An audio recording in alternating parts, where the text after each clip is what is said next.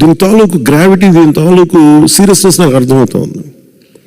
ఎందుకంటే ఒక డ్రకోనియన్ లా వచ్చినప్పుడు చాలా సున్నితంగా ఉంటుంది, పెద్ద ఇష్యూగా అనిపించదు.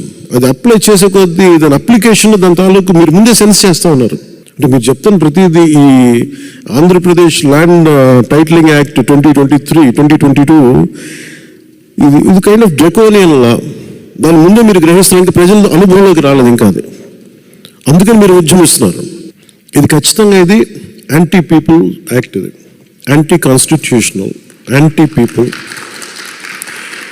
ప్రాథమిక హక్కుల్ని ఉల్లంఘించే చట్టం ఇది. కానీ నాకున్న ఎంత బలం మేరకు, నా శక్తి మేరకు ఈ చట్టాన్ని ఖచ్చితంగా దీన్ని అమలు కాకుండా చూసే బాధ్యత నేను తీసుకుంటాను. ముఖ్యంగా గత కొద్ది రోజులుగా నేను మాట్లాడుతాను ల్యాండ్ టైటిలింగ్ యాక్ట్ పేరు మీద.